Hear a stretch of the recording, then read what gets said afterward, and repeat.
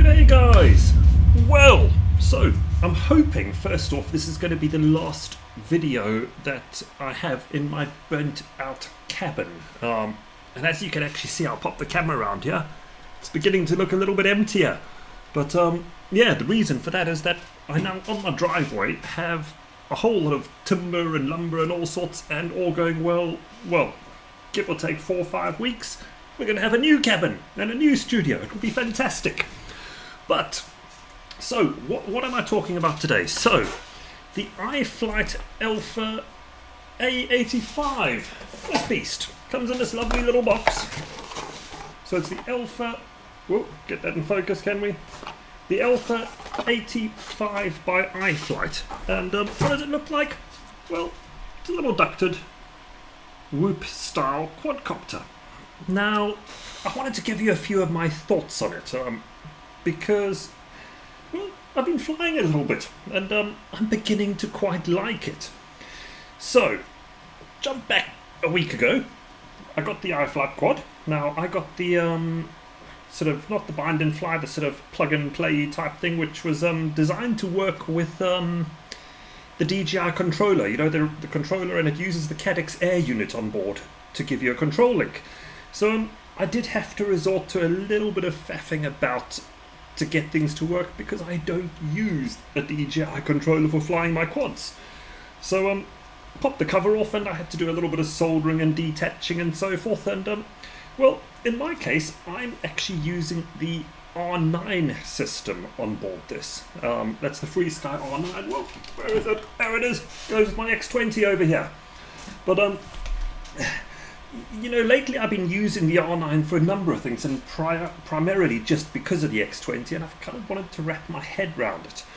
But I did hit a small snag on this, is that I couldn't get telemetry to work with the R9 system, which is a bit of a shame, but I think it's got something to do with the fact that there's not an inverted serial port in here.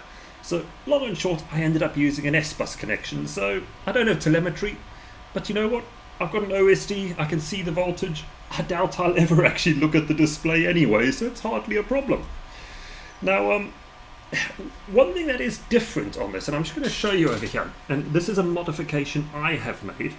We will see over here, I have got a 900 megahertz antenna across here, and it's kind of like one of these Immortal T mini ones, but it's a 900 megahertz one.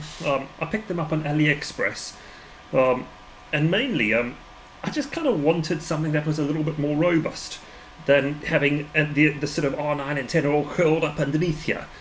It's not really required, but I did it just because it kind of works for what I want. But I had to kind of do a little bit of surgery, so I had to drill open a hole and feed the wire through and such, and I've kind of epoxied that in place. And, well, I think it looks kind of cool. I'll show you again closely so you can see that antenna. It does the trick. We got the Cadex antenna up there, and it works. But how does it fly? Well, to start with, the batteries I had, the only 4S batteries I had were 500 milliamp ones, and I plugged them on board, and I was actually a little bit disappointed, to be honest. It really was not flying very well at all. So I jumped back to the drawing board, and I discovered, okay, well, 450 is what's recommended, so I picked up some of these 450 milliamp ones. I think I got them from HOBBYKING, if I'm correct. But things started to improve, and it kind of, the power to weight ratio started to work a little bit better and didn't feel quite so sluggish. So that, you know, word of advice, if you're trying to get a bigger battery on, you're not really going to get much gain. I actually kind of, this is a decent, 450 is okay. I imagine 400 might actually be better, because it will really be nippy at that point. But it didn't end there. The stock tune just didn't work for me. It really didn't. And the problem is essentially that I tend to like my quads to fly very locked in.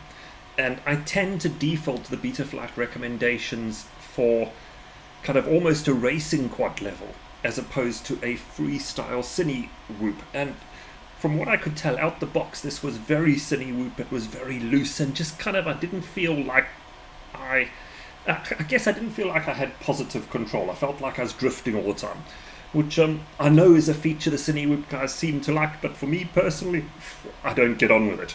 So I did a little bit of tuning, swapped to the recommended values that are on the Betaflight pages, and well, it works very well now.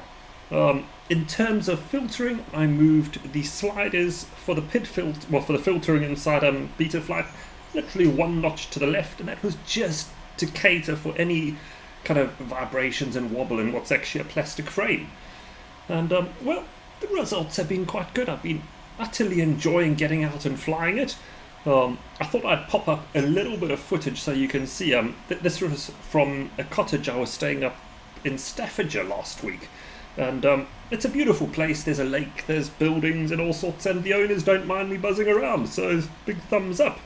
And that's Foxwood Cottages, but you know, I wouldn't fly anything bigger than this there because there's ducks and birds and things, and maybe if I took a 7-inch out they'd get a bit upset. But for this, no problem.